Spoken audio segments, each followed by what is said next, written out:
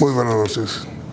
El gobierno del presidente electo Gustavo Petro ha anunciado que restablecerá las negociaciones de paz, tanto con el ELN como con otros grupos armados. Monseñor Héctor Fabio Henao ha sido designado como el delegado para manejar las relaciones Iglesia-Estado. Y él se reunió hace unos días con el canciller nuevo, el doctor Álvaro Leiva, y le solicitó formalmente representar a la Iglesia en las negociaciones de paz que vendrán tanto con el ELN como con otros grupos. Y Monseñor Héctor Fabio fue autorizado para hacerlo. ¿Cómo va a hacer usted, Monseñor Héctor Fabio? Muy buenas noches y muchas gracias para hacer ese acercamiento. Buenas noches, Yamid. Ya desde hace décadas la Iglesia ha venido trabajando muy intensamente en las negociaciones de paz distintas que se han dado, apoyando los esfuerzos que han hecho los gobiernos. Y en este caso, por supuesto que hemos reiterado, tanto desde la presidencia de la Conferencia Episcopal, porque fue una reunión en la que estuvieron el arzobispo presidente, el arzobispo de Bogotá, el arzobispo de Popayán, que es el vicepresidente, el obispo auxiliar de Bogotá, el secretario general y mi persona.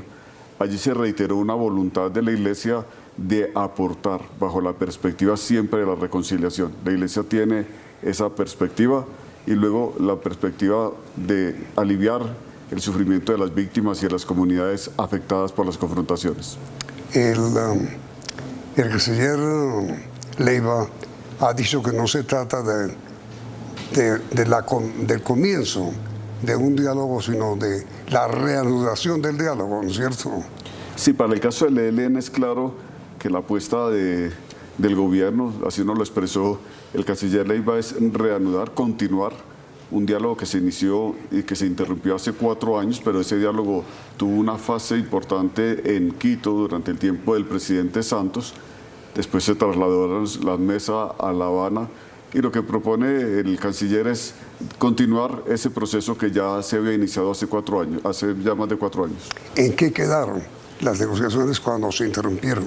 Bueno, habían llegado a un punto de definir un cese al fuego bilateral, incluso había un protocolo para ese cese al fuego bilateral. Ese era un paso muy importante porque es un paso con un impacto humanitario fuerte. Perdón que le interrumpa, ¿bilateral o unilateral? Bilateral. Había ya una agenda también, había una agenda, se había acordado los puntos que se iban a tratar y al final se había hablado de llegar hacia ese cese bilateral de ambas partes y ahí estamos. Pero yo tengo entendido, monseñor, que primero hubo una decisión unilateral del ELN de hacer un cese unilateral al fuego. Sí. El ELN había hecho un cese unilateral que fue monitoreado por Naciones Unidas y la Iglesia Católica. En los territorios se hizo seguimiento y se hizo una evaluación, se entregó incluso un informe de lo que fue el acompañamiento o el seguimiento al cese al fuego. En Quito se les entregó a la mesa, a las dos partes se les entregó ese informe y de ahí salió entonces la propuesta realmente de hacer un cese bilateral, que es el que se acuerda casi en el momento en el que las conversaciones se acaban, porque el gobierno Santos terminó y se entró en un nuevo gobierno. Cuando hubo el ataque a la escuela militar, ¿no? Sí, porque el gobierno del presidente Duque había acordado inicialmente dar como un compás de espera para analizar los temas, para ver las condiciones en las que se desarrollaban las negociaciones. Y durante ese periodo entonces se presenta el ataque a la Escuela de Policía General Santander, que es el que lleva a una ruptura, prácticamente a una suspensión de las negociaciones.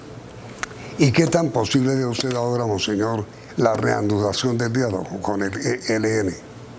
Pues hay una voluntad expresa del gobierno, lo cual es muy importante. Eso muestra un panorama de reinicio de esas negociaciones. Confiamos en que este reinicio se pueda acordar lo más pronto posible, pero en un primer momento lo que el gobierno ha manifestado es una voluntad política y esto depende de voluntades políticas de retomar ese proceso para avanzar y llevarlo a término. ¿Y usted proyecta realizar algún tipo de gestión con el ELN en forma inmediata? Nosotros haremos los esfuerzos que se hagan de acercamiento siempre tendrán que ser coordinados con el gobierno nacional, esa es la ley. Si no podemos hacer unos ejercicios por fuera del marco establecido, y es el gobierno el que acuerda quiénes, en qué contexto, etcétera. Pero el gobierno del presidente Petro, a través del canciller, sí ha pedido a la Iglesia prestar esos buenos oficios para colaborar a lo largo del proceso, es decir, desde el comienzo habría una colaboración que habrá que definir mucho más, Yamit, porque la conversación con la presidencia de la Conferencia Episcopal no es una conversación técnica, son conversaciones en las que se expresan voluntades, pero no se entra como en los detalles técnicos, que eso depende ya de equipos más especializados, que son los que van definiendo y diseñando el proceso como tal. Pero con diferencia a lo que pasó bajo el gobierno Santos, ahora el nuevo gobierno pide es dialogar con todos los sectores que están en rebeldía, digamos, contra el Estado. Todos, Bacrim, Clan del Golfo, con todos. ¿Ustedes también van a intervenir en eso? A ver, está el concepto de paz total, que significa la negociación con todos estos grupos que están en armas. Sí. Nosotros lo que hemos dicho como desde la Conferencia Episcopal es que tenemos toda la voluntad de acompañar los esfuerzos que lleven a aliviar la situación humanitaria y que nos lleven a nosotros también a hacer unas transformaciones de lo que ha significado el impacto del conflicto en el país.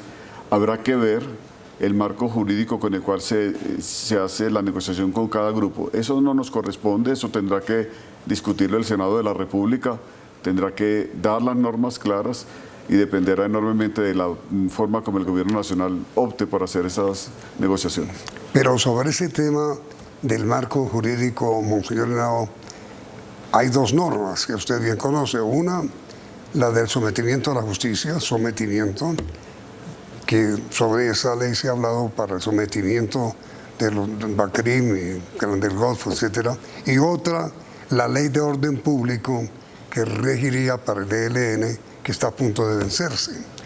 Se podría utilizar estas dos normas con modificaciones o con reformas, con digamos, actualizaciones para ponerlas en vigencia de nuevo, ¿o cómo? Sí, normalmente lo que han hecho los gobiernos ya desde hace mucho tiempo ha sido ir renovando la ley 418, que es la ley de orden público, generalmente se ajusta. Que se vence en diciembre, Que ¿no? se vence en diciembre de Habría este año, que 17 renovarla. de diciembre, habría que renovarla para que sea el marco, digamos, en el cual se van a hacer las nuevas negociaciones. El gobierno nacional actual entrante tendría que hacer esa renovación y luego tendría también que adecuar o ajustar la ley de sometimiento a la justicia. Esos marcos jurídicos son necesarios, de lo contrario es muy difícil avanzar, no porque no exista un marco, sino porque hay que actualizarlo a las circunstancias actuales. Es decir, está en manos del Parlamento la actualización y reforma de las dos leyes. Sí, el Senado de la República tiene a consideración varias leyes relacionadas con temas de paz. Están trabajando muy arduamente, sabemos que el Senado está trabajando de una manera intensa y una de las apuestas es ahora, al inicio, tratar estos temas que son muy importantes. Seguramente que habrá otros temas como el Ministerio de la Paz que se ha anunciado, sí. También eso pasará por Senado. Sí, hay varios temas relacionados con paz, pero estos dos asuntos son de urgencia por el hecho de que en diciembre ya vence la ley de orden público. Pero a ver, Monseñor Henao, yo tengo entendido que organizaciones como el Clan del Golfo y las Bacrim y otras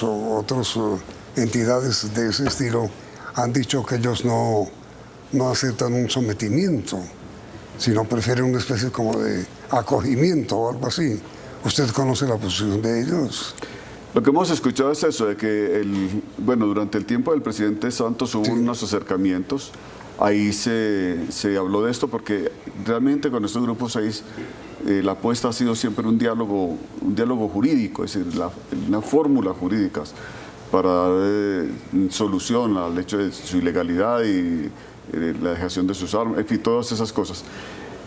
Pero, claro, cuando se habla de sometimiento, eso tiene como una connotación, digamos, lingüística, etcétera, legal, que habrá que mirar. Tengo entendido que el gobierno está estudiando las fórmulas que le permitan avanzar con estos grupos. El hecho es que nosotros creemos que todo lo que se haga para aliviar la situación humanitaria, teniendo en cuenta que de por medio hay asuntos legales, jurídicos, penales, etcétera, graves, pues habrá que mirar desde los territorios y desde la Iglesia cómo podemos apoyar para que se avance en soluciones. Pero entonces, monseñor, para, digamos, acatar la solicitud que ha hecho el canciller Leiva, futuro, a la Iglesia, sobre mediación para buscar esta paz total, y acatar también la confianza que en usted ha delegado la Conferencia Episcopal, ¿qué va a hacer ahora? Respóndame, por favor, monseñor, después de comercial.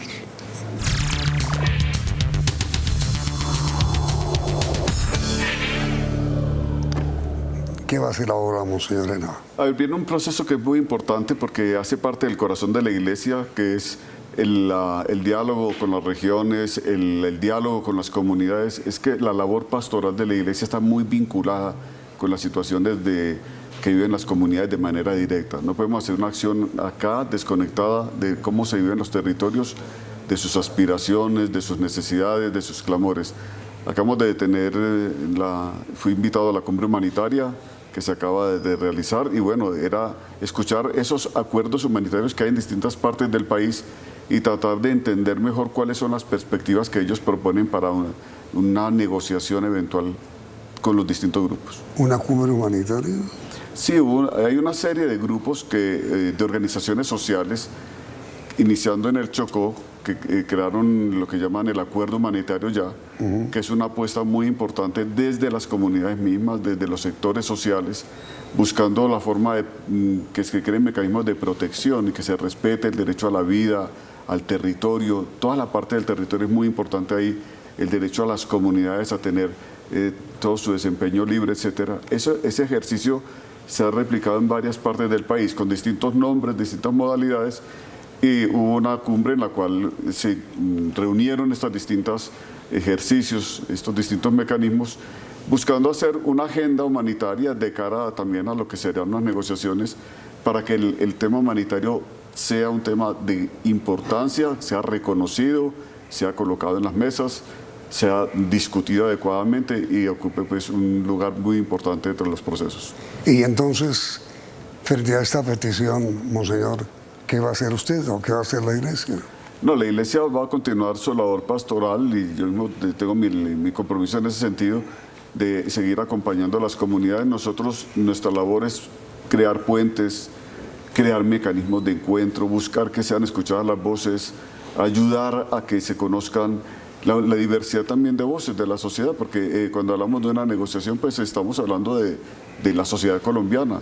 Entonces, ayudar a que se escuchen las distintas perspectivas que hay y ese ejercicio de escucha, de acompañamiento, ese ejercicio de estar allí junto a, es el que va a marcar este momento muy importante, profundizar muchísimo más en esto. Usted, monseñor Henao, que ha tenido en varias ocasiones durante varios años la oportunidad de hablar con el ELN en negociaciones desgraciadamente frustradas de paz. ¿Qué tan fácil o qué tan difícil es hablar con el ELN? A ver, hablar con grupos salvajes de la ley siempre es muy complejo. Tiene complejidades muy grandes porque hay una historia, hay que recordar que hay unas raíces de cómo surgieron esos grupos. No hay que desconocer sus raíces porque cuando se habla de negociar, pues una parte es el impacto que tienen las situaciones, las afectaciones que crean en las comunidades, pero hay otro punto muy importante que son las raíces de por qué surgieron esos grupos y por qué llegaron a tener la configuración que tienen en este momento. Es una historia.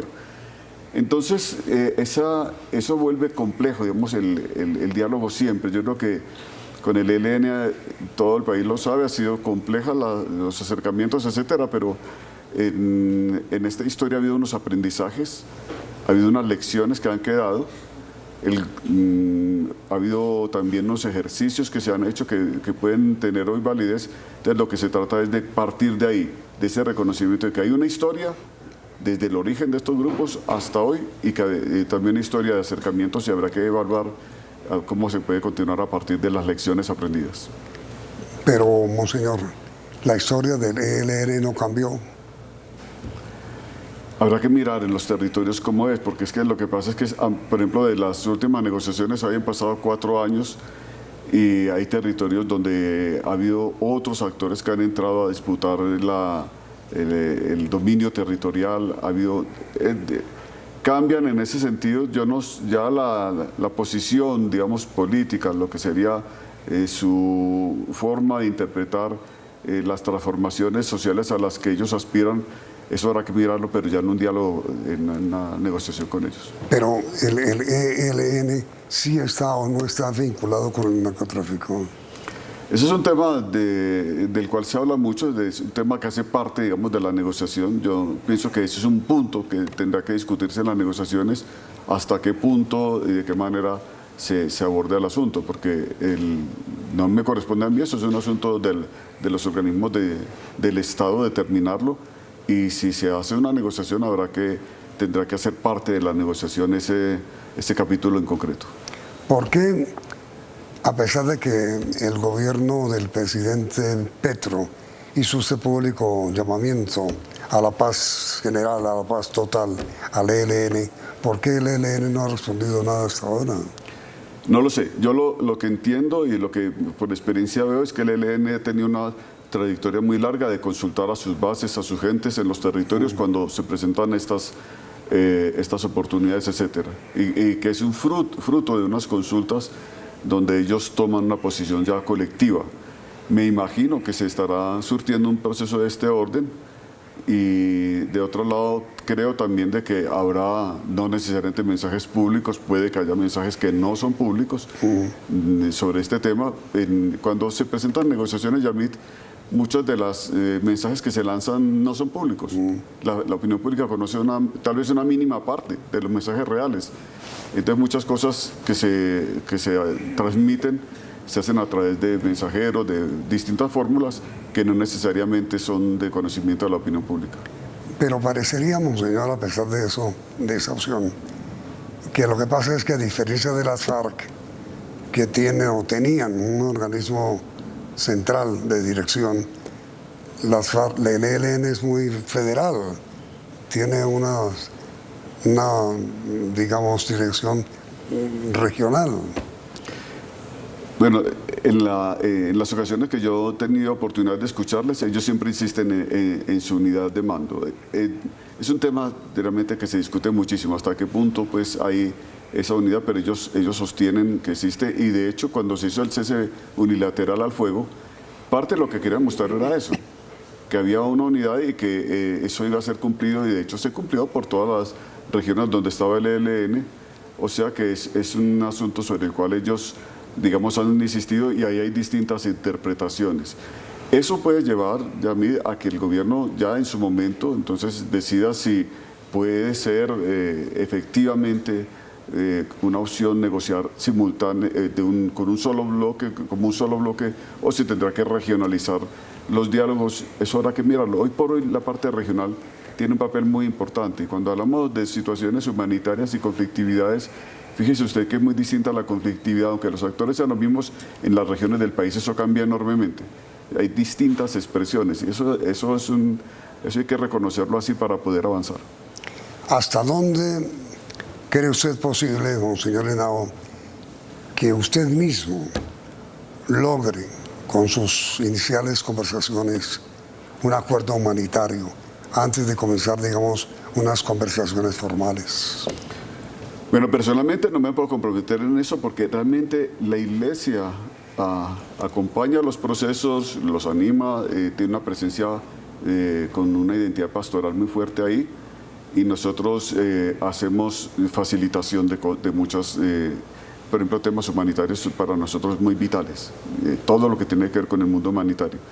Pero es la mesa la que tiene que tomar la decisión, es la mesa al final la que tiene que adoptar las fórmulas, porque esto se hace también con fórmulas muy técnicas. ¿De qué mesa me habla? La mesa posible de negociaciones, donde está el gobierno, estaría el ELN y estarían por ejemplo, los garantes, porque también en el pasado hubo garantes. Y ustedes también. Y nosotros también, claro. Por eso. Pero usted no tiene, digamos, algún contacto directo con el ELN? No, estamos trabajando sobre la base de un proceso, que habrá un proceso formal y ahí vamos a actuar. ¿Y será posible que el ELN acepte, digamos, o un diálogo bilateral o un diálogo unilateral, un cese al fuego? Pues eso, en la negociación que se hizo hasta el momento de que termina el gobierno Santos, ese era el acuerdo. Estaba en ese punto.